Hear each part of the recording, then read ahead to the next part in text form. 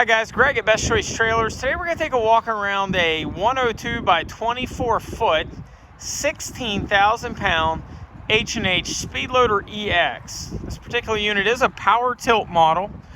Traditionally you'd have a 7 foot wide. This one actually has a 102 upgrade, so it's got outriggers that build the deck out flush with the outside of the fenders.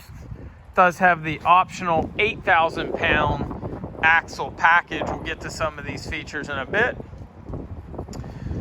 Quite a few different options on this. I'll try to point them out as we go around the trailer. So up front, it's got the adjustable 6-hole coupler. That is standard, as well as the cast Demco Easy latch. This Demco latch is pretty neat. It actually automatically latches as you lower the ball down onto the ball mount. Pretty neat setup. 12K jack on these are standard on the higher GVW unit here. Driver's side toolbox is standard. On this, we've optioned in a passenger side box as well. Driver's side would contain your hydraulics. It is a lockable handle, does have a gas shock on it. Group 24 deep cycle marine battery, KTI pump. This is a power up, power down. Currently it's a Demco battery. You actually notice there's extra leads coming off. Those would be for the accessory line charge you're gonna get off the truck side.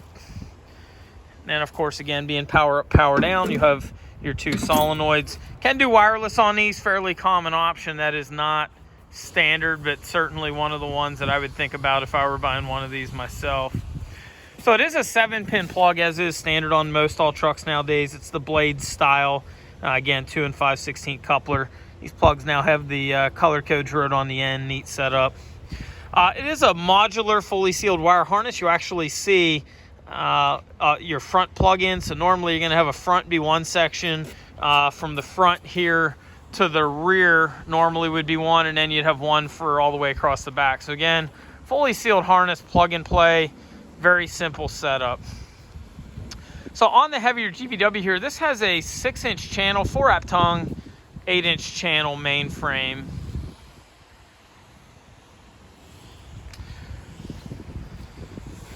Again, on this we have optioned in a winch plate. Standard tie downs would be stake pocket and rub rail. So on this 102 deck, we've gone to a drive over fender, heavier fender, certainly capable of supporting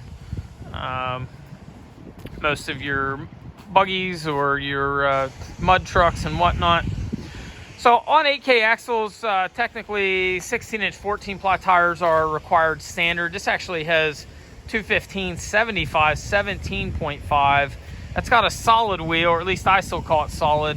Actually now they're using a mod style wheel, but it's still a heavier wheel than would be on a 16-inch. This actually has Westlake rubber. Westlake's also a premium tire name. It's got the green nitrogen cap. This tire is filled with nitrogen. Nitrogen, if you're not familiar, will be a little drier than our traditional compressed air. Keeps from dry rotting the tire from the inside out. It's got the heavier studs and lugs on the 8Ks. Also now has the Valcrum caps. These are aluminum. They're a lot more durable than the traditional plastic caps that have been on trailers for quite a while. That's a more recent add. 2x8 pressure treated lumber, standard equipment. One of the things that we like on the H&H would be how clean the rear end of the trailer looks. On the 102 deck, no good spots to mount lights. They go with the integrated thin strip LED. It's been a trademark H&H look for quite a while now. Good looking trailer. Also has your banjo eyes built into the rear end of the trailer for additional tie downs. So let's take a look at the trailer tilted up. So 17.5 tires, I kind of mentioned briefly, they're 4,800 pound rated. So you got 19,000 pound, 200 of tire on a 16K trailer. So a little more tire than you would necessarily need, but that would generally be the weak spot. So you've also got a cutout in the box for your cord. So if you want to put it through there, you can.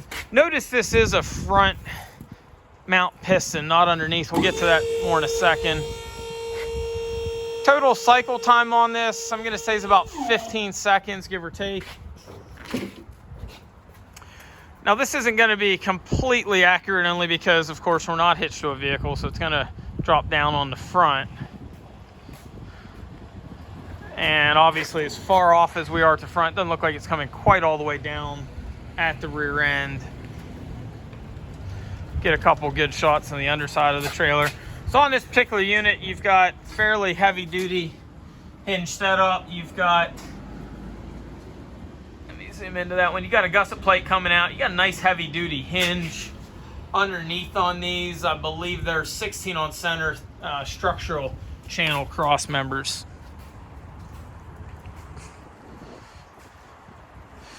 And let's take a look at the frame on these. That's a 6-inch channel 4-wrap tongue, 8-inch channel main frame. You'll notice reinforcements going back on the 102 deck.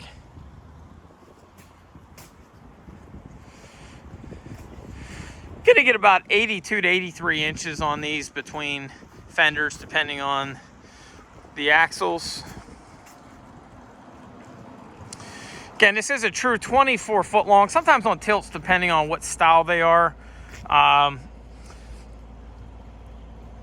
Sometimes you'll get a little bit more length. Sometimes they'll have tread plate at the back. But this is a true 24 foot. Ideal for somebody that's got a crew cab long bed truck. Definitely be nice for this unit. So one thing I want to point out, sometimes we list these actually with our car hauler line.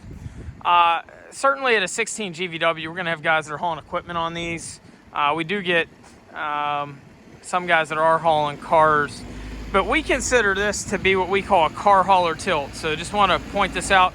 So when we have a tongue and a frame and the front axle picks up, we consider that generally just a little bit lighter duty than would be an equipment tilt, which would be a 3-frame tilt. So a car hauler tilt, we consider something that's got a front tongue that pivots. You got a tongue and a main frame, no nestled bed frame. Couple benefits to this style trailer, couple drawbacks as well. While generally speaking, the 3-frame tilt would seem to be stronger, we haven't had problems with these either. These actually, when you load, are going to tripod off the rear end and the rear axle and whatever you're attached to up front, your truck or whatnot. So they seem to be pretty durable. But again, we would classify this generally as a car hauler tilt, but by the time you get to this GVW, certainly we realize some folks are going to use these for equipment. We've had no problem with them, but just be aware that this is a 2-frame. It's a heavy duty one at that, but it'd be what we call a 2-frame tilt. Spare tire mount on it, front passenger side, and of course your headache rack. One nice part about the tilt being up front, it's a little bit longer cylinder than what some of them will put on the underside. This has maximum leverage versus being underneath. Also notice the grease zerks for serviceability when I zoomed in. Probably wireless remote would be our most common. That and a spare tire maybe would be the two most common. A lot of folks do put a winch on these, so again, that's why we put the plate on it standard. This trailer is going to weigh in at about 4,000 pounds. Going to give you a net legal payload of about 12. You're also going to pick up some tongue weight, but about 12,000 pound would be roughly your legal payload. It is available in different lengths. This is actually a model as well that's available in a gooseneck as well. Normally goosenecks would be 26, 28 foot length. If you have any questions on this or any of our other trailers, feel free to give us a ring, 717-220-4220, or you can visit us on the web at bestchoicetrailers.com. Thanks for looking.